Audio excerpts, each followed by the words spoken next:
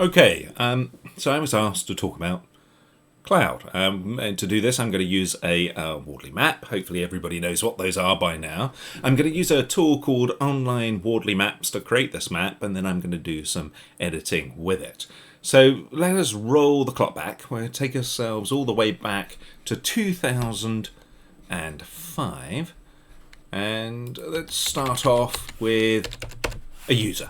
That's the top of the map. What did users actually require? Well, generally they wanted to build apps.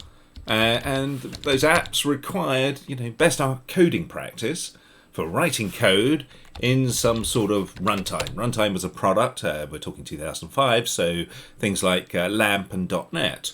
That was built on an operating system, which often used virtual images, virtualization. Virtualized data centers was something we were doing back then. And that was built on best architectural practice for the use of compute as a product. And by best architectural practice, I mean it took into consideration the characteristics of computers as a product or servers, which was high MTTR, high mean time to recovery, which basically means when your machine went bang, you'd take weeks to get a new one. So you did lots of things like capacity planning, M+1 to make machines more reliable, disaster recovery tests, all that sort of stuff. Okay. So the first change started around about 2006 with the introduction of EC2 by AWS. So compute stopped being a product, started becoming a utility. Now, as a result of that, it gives all sorts of benefits in terms of efficiency, but because the characteristics change, it allows a new set of practices to appear. So because we go from high MTTR to low MTTR, which means you can get machines in seconds, we can now distribute systems designed for failure, chaos engines. We do all sorts of things such as continuous deployment because we're not waiting weeks or months for the machine to turn up. Now, those new practices created benefits of speed, so you had efficiency and speed, and we could quickly build new things, which created new sources of value. And of course, those practices themselves evolved. Evolution occurs because of supply and demand competition, simple as that. And we eventually gave it a flag, we called it DevOps. Okay.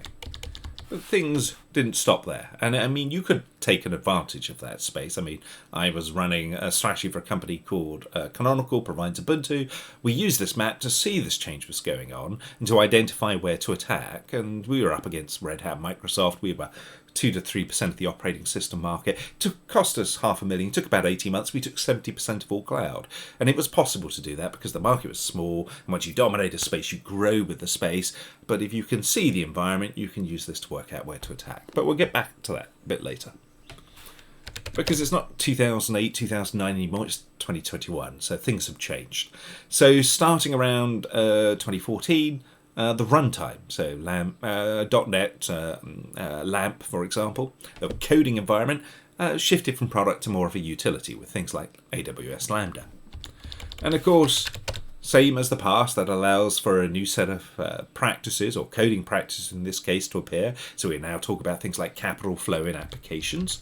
And eventually, over time, that gets a flag, so it gets called, in this case, FinOps. And of course, that enables new things to appear. So you get new services and new concepts built more quickly on top of it. So you get all the benefits of efficiency, speed, and new sources of value, same as the past wave. There's a couple of other things to comment on this. When you're building environment, you're writing your application, it's not just the coding environment. It's also the services you consume, and those services themselves are evolving and heading more to what we would call serverless services built on things like Lambda. So you look at a company like iRobot, 10 to 15 million robots in the wild, single digit full-time employees actually managing the environment. It's about 6 or so. It all runs on 100 Lambda functions with about 30 other AWS services. No EC2, no containers, no Kubernetes, none of your private data centers or your own data centers, etc. And so that's a very successful company showing, what the future is like. All right, so that's a basic map. This is probably where we are 2021. Now what I'm going to do is I'm going to switch over to another view. There we are, where I hopefully can edit. So hang on a second. Right. So first thing I want to draw on here is this bit here, this sort of best architectural practice and for the use of compute as a product. Today, we've given that a name. We call it legacy. And of course, we have a lot of that. And it's often difficult to get rid of because we have inertia to change, and that's because of that pre-existing capital. So we got really, we spent lots of money, we got really good at building data centers and having servers and all that sort of stuff, and built all the practices around it, and so that creates inertia to the change. But today we're all trying to get rid of those data centers and so forth. That is, despite the inertia, most of us have overcome it. So we're moving to a world where we're getting rid of that stuff, and that's what you should be doing, exiting that as quick as possible. Now, oops.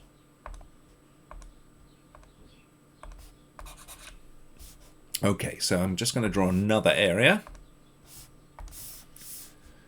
Let's use a orange this time, which is this whole space here. Okay, so this is what we would call transitional. So this is the whole area of shifting to infrastructure as a service, applying DevOps practices. Absolutely spot on for 2010. Andy and Patrick created the term DevOps in 2008. This is exactly what you should be doing. Of course, we're 2021 now.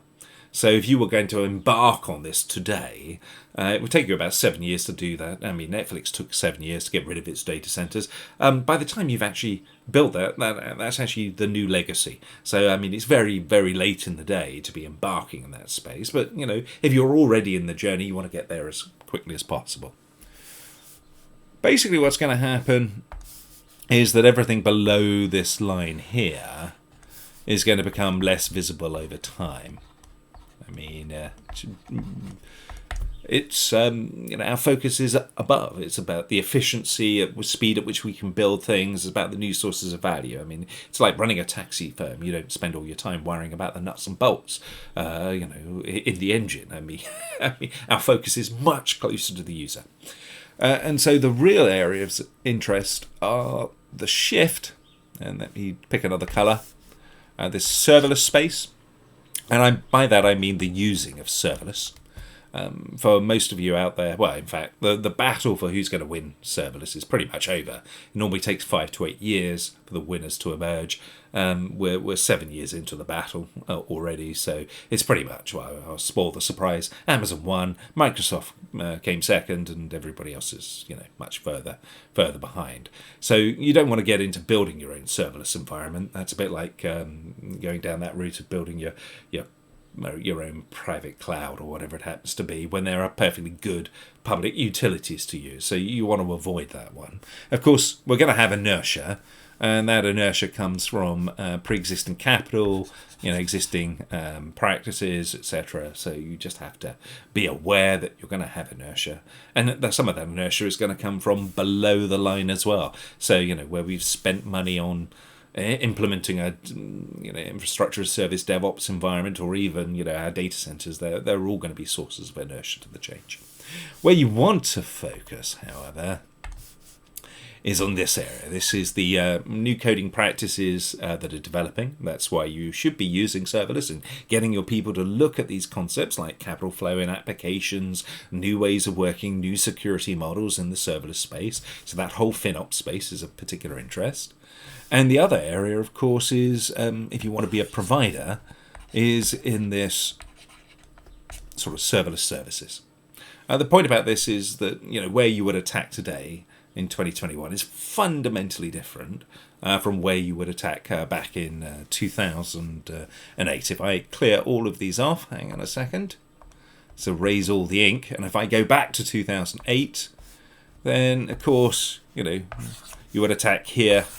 And here in terms of the changing practices, and in terms of use of cloud. But of course, it's not 2008 anymore, it's 2021. So where you attack on the map changes and as things evolve, and so the focus should be much more towards the top. Okay, so basic introduction, hope that helps. Thank you.